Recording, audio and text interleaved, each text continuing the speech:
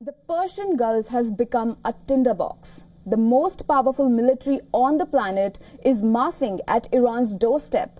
One aircraft carrier deployed, another is rushing to the region. Waves of fighter jets, guided missile destroyers, a naval armada of historic scale are circling. 2 rounds of talks between Iran and the US have failed to find a common ground. But inside Tehran's closed rooms, strategists are running a very different calculation. Because if talks collapse and the bombs start falling, Iran has only one window to change the course of this war.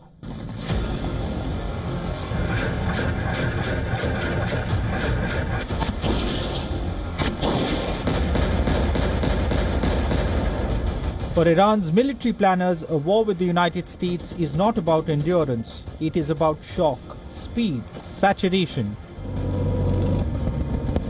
If the US strikes, Tehran's doctrine is brutally clear. Hit back immediately. Hit back everywhere. And hit back hard. American air power alone would methodically dismantle Iran's infrastructure base by base.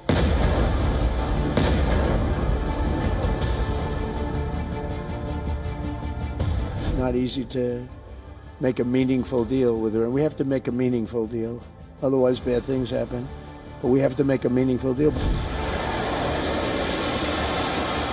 But winning, Iranian commanders have long argued, is not the point. And survival requires one devastating, coordinated opening blow before the Americans can establish air supremacy. Before the carrier strike groups lock in their firing solutions, before the shock and awe silences everything.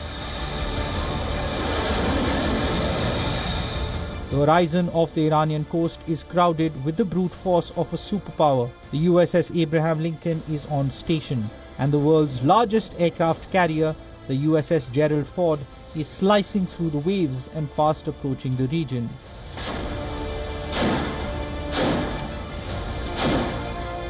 The massive naval build-up, coupled with a surge of elite fighter jets and about 40,000 US troops, is designed to force Tehran onto its knees. Washington's demands are absolute: zero nuclear enrichment and a total halt to ballistic missile development. But behind the closed doors of the Muscat and Geneva talks, the diplomacy is failing. The threats are rising. So what the president has been very clear with the Iranians, and actually I just talked to Steve Witkoff and Jared Kushner this morning about some of their negotiations, is the United States has certain red lines. Our primary interest here is we don't want Iran to get a nuclear weapon. We don't want nuclear proliferation.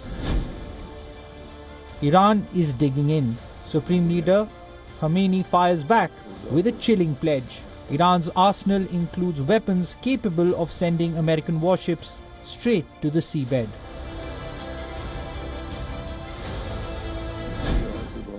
It seems to them that, and the US president keeps saying this, the US army is the strongest army in the world. The strongest army in the world may sometimes get slapped so hard that it cannot stand up straight.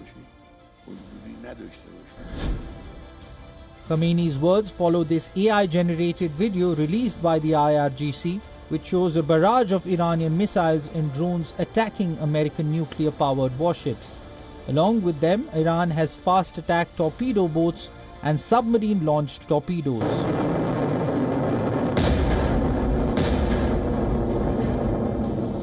If the order comes, the Islamic Republic's strategy is not a slow burn, but a devastating immediate wildfire.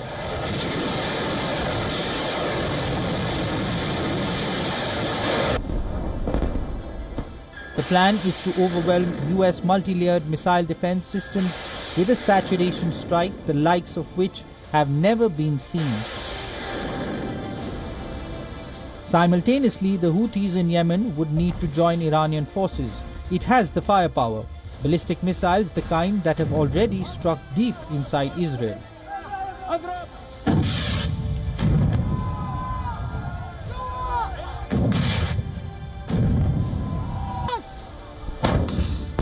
That second front would force the Americans to split their missile defenses, to divide their attention, to absorb blows from multiple directions at once.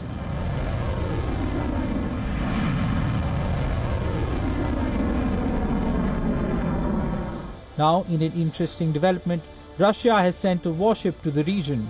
Iran and Russia are holding drills.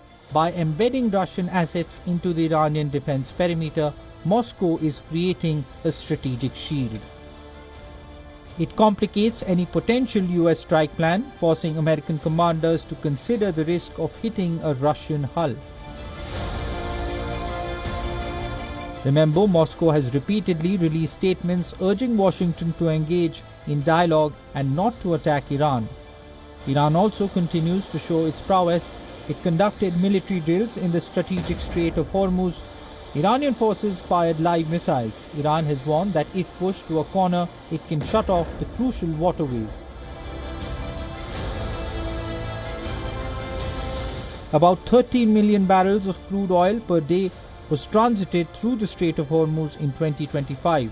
This is roughly 31% of global seaborne crude flow. A blockade of the critical route would send global markets in a tizzy. The American deployment in West Asia has similarities with the 2003 Iraq War. Trump is pushing every possible war asset to the region.